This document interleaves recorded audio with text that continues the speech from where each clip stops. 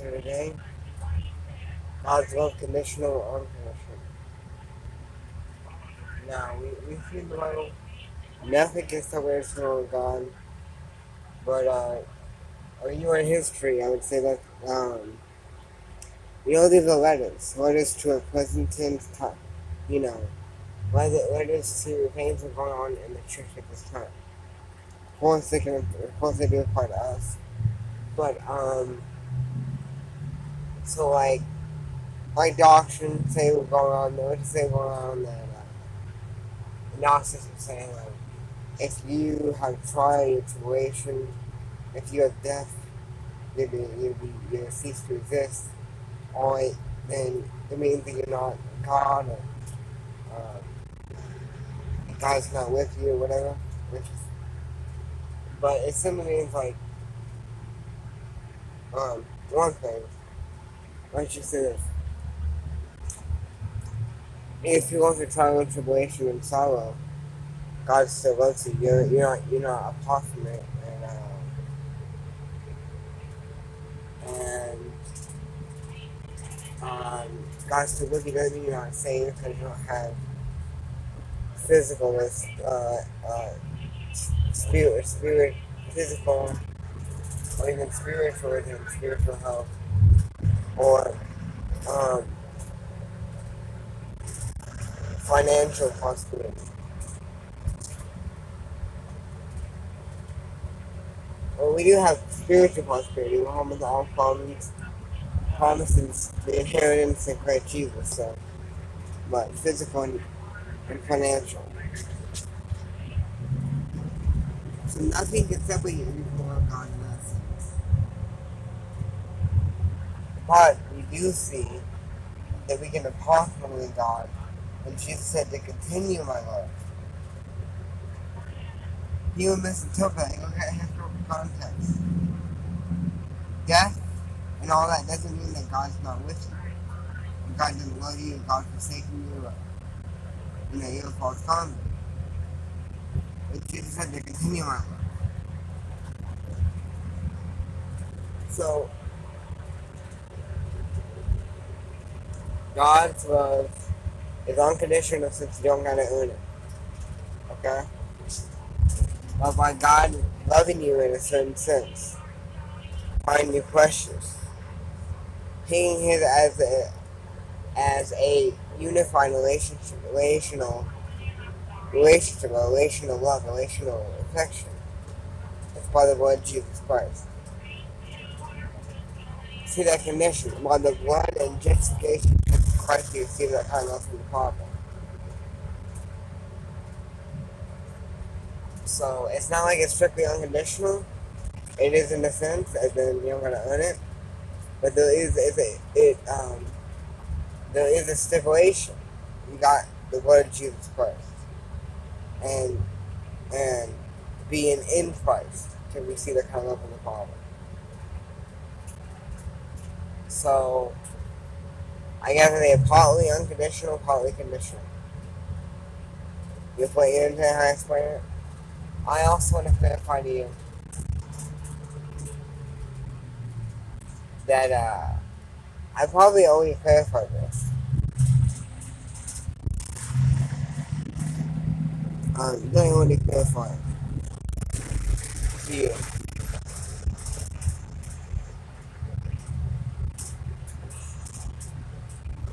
I don't want to clarify because I already covered this.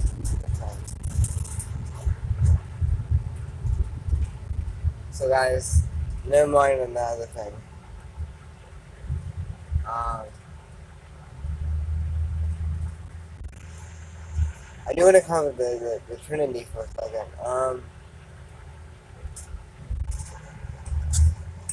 Brethren will say that what says that John, you hear in John 1, they say, it's saying that basically is like the Word is God's power source and who He created the world. The Word, Jesus, is God's image of Himself and power to create the world. But when you look deeper into it, no, it's not. It's His I had to go when I was against the Trinity. I had to go. I'm going to cover this in my separate video. I had to say He was God by essence. Now, when you go deeper in it, in the beginning was the Logos, the logic of God. In the beginning was the Logos, and the Logos was capital T, Theos, and the capital T was with Theos and was Theos. So look, so it goes deeper. No, and not calling him the power source. Look at biblical prophecy. Jesus Christ is God. And when it says He was made, He was made, I'm going to post this video on another Trinity video. So be blessed, guys. I love you guys in the name of Jesus Christ. Bye.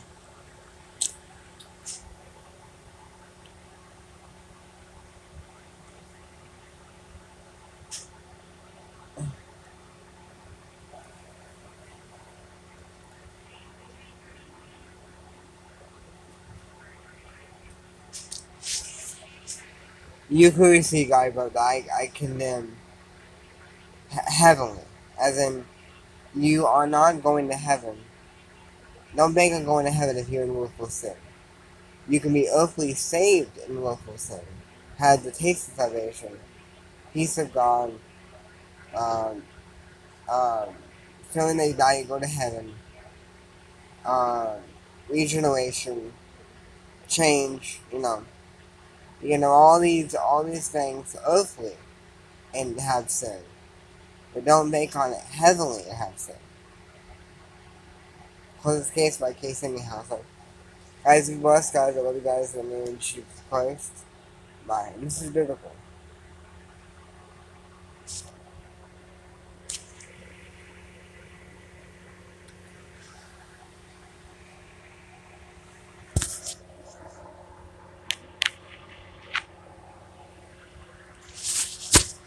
Sin is a present tense verb, so it says, "He that committeth sin to the devil, or whosoever is born of God does not commit sin." Sin is a present tense verb.